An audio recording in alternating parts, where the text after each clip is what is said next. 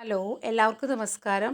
ഇന്ന് നമ്മൾ ചേമ്പിൻ്റെ ഒരു ഒഴിച്ചുകറി, ചേമ്പ് കൊണ്ടൊരു ഒഴിച്ചുകറി ഉണ്ടാക്കാനാണ് അതിൻ്റെ റെസിപ്പിയാണ് നോക്കുന്നത്. അപ്പോൾ അതിനായിട്ട് 2 ചേമ്പ് എടുത്തിട്ട് ഞാൻ കഷ്ണങ്ങളാക്കി വെച്ചിട്ടുണ്ട്.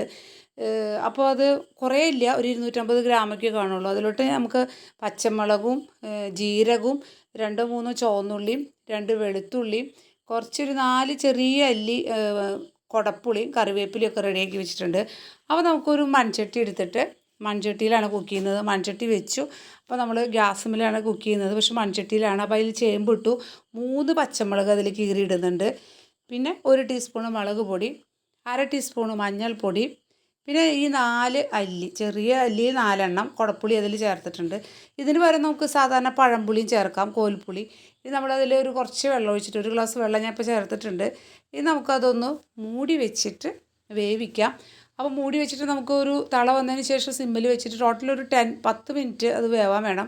ആ സമയം കൊണ്ട് നമുക്ക് തേങ്ങ അരച്ച് ചേർക്കാം. അപ്പോൾ ഒരു ചെറിയ മുറി തേങ്ങ, അതിൽ 3-4 ചുവന്നുള്ളിയും 2 അല്ലി വെളുത്തുള്ളി, 2 അല്ലി മതി, പിന്നെ 1 ടീസ്പൂൺ ജീരകവും ചേർത്തിട്ട് നമ്മൾ നല്ല പോലെ വെണ്ണ പോലെ അരച്ചെടുക്കണം.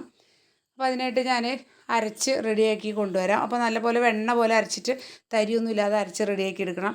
ഇത് നമ്മൾ ചേമ്പ് നോക്കുമ്പോൾ ഒരു 3/4 വേവായിട്ടുണ്ട്. അപ്പോൾ ഈ സമയത്ത് ഞാൻ ഉപ്പ് ചേർക്കുന്നുള്ളൂ. പിന്നെ കുറച്ച് ഉപ്പ് നമുക്ക് പാകത്തിന് ചേർക്കാം. അപ്പോൾ ഓൾറെഡി കുടപ്പുളി വേണമെങ്കിൽ നമുക്ക് കുടപ്പുളി നേരെ ഇടാണ്ട് തിളപ്പിച്ചിട്ട് അതിൻ്റെ വെള്ളം ഒഴിക്കുകയൊക്കെ ചെയ്യാം കേട്ടോ. അല്ലെങ്കിൽ നമുക്ക് കോൽപ്പുളി പിഴിഞ്ഞ് ചേർക്കാം. ചിലർ തൈര് കറിയായിട്ടും ചേമ്പ് ഉണ്ടാക്കും. അപ്പോൾ നമ്മൾ ഉപ്പ് ചേർത്ത് കഴിഞ്ഞിട്ട് വീണ്ടും ഒരു 3 മിനിറ്റ്സോളം വെച്ച് ഒരു വിധം വെന്തു. അപ്പോൾ നമ്മളിതിലോട്ട് അരച്ച അരപ്പ് അതിൽ ചേർക്കുന്നുണ്ട്. ചേർത്തതിന് ശേഷം നമുക്ക് ആ ജാറൊക്കെ കഴുകിയിട്ടുള്ള വെള്ളമൊക്കെ ഇതിലോട്ട് ചേർക്കാം. അപ്പോൾ കുറച്ച് ഒരു കറി ലൂസായിരിക്കും, കാരണം ചേമ്പായതുകൊണ്ട് പിന്നെയും പെട്ടെന്ന് കുറുകും. കൽച്ചട്ടിയിലാകുമ്പോൾ പിന്നെ വീണ്ടും കുറുകി വരും. അപ്പോൾ നമ്മളിപ്പോൾ ഒന്ന് തിളയ്ക്കാൻ വെച്ചു. ഇപ്പോൾ കറി റെഡിയായി കഴിഞ്ഞു. ഇനി നമുക്കതിലോട്ട് താളിച്ചൊഴിക്കാനായിട്ട് ഒരു ചീനച്ചട്ടി വെച്ചിട്ട് നമുക്കതിലോട്ട് കടുകും കറിവേപ്പിലയും വറ്റൽമുളകാണ് ഇടുന്നത്. വേണമെങ്കിൽ ഉലുവ ചേർക്കണമെങ്കിൽ ചേർക്കാം, ഞാൻ ചേർത്തിട്ടില്ല. ഇനി വെറുതെ പച്ചവെളിച്ചെണ്ണയും കറിവേപ്പില ഇട്ടാലും മതി. ഇതൊരു ഒഴിച്ചു കറിയാണ്, സിമ്പിൾ കറിയാണ്. അപ്പോൾ നമ്മൾ ഇനി കറിവേപ്പിലയും വറ്റൽമുളകും ഇട്ടു, അത് താളിച്ച് അതിൻ്റെ മേലെ ഒഴിച്ച് കഴിഞ്ഞാൽ നമ്മുടെ കറി സെറ്റായി കഴിഞ്ഞു. അപ്പോൾ നല്ല ടേസ്റ്റുള്ള കറിയാണ്. തൈരിന് പകരം പുളിങ്കറി, ചേമ്പ് കൊണ്ടൊരു പുളിങ്കറി അല്ലെങ്കിൽ ഒരു ഒഴിച്ചു കറി എന്ന് പറയാം. അപ്പോൾ ഇതിൻ്റെ കൂടെ നമുക്ക് നോൺ വെജ് എന്തെങ്കിലും എടുക്കാം, അല്ലെങ്കിൽ പപ്പടമോ അച്ചാറോ തോരനൊക്കെ ആയിട്ട് നല്ലൊരു കറിയാണിത്. അപ്പോൾ എല്ലാവർക്കും ഇഷ്ടപ്പെട്ടെങ്കിൽ ലൈക്ക് ചെയ്യുക, ഷെയർ ചെയ്യുക, കമൻറ്റ് ചെയ്യുക. പറ്റുമെങ്കിൽ ഒന്ന് കമൻറ്റ് ചെയ്യണം എല്ലാവരും. പിന്നെ ഒന്ന് സബ്സ്ക്രൈബ് ചെയ്യാൻ പറ്റുമെങ്കിൽ സബ്സ്ക്രൈബ് ചെയ്യുക. അപ്പോൾ ഇന്നത്തെ വീഡിയോ ഇത്രയേ ഉള്ളൂ.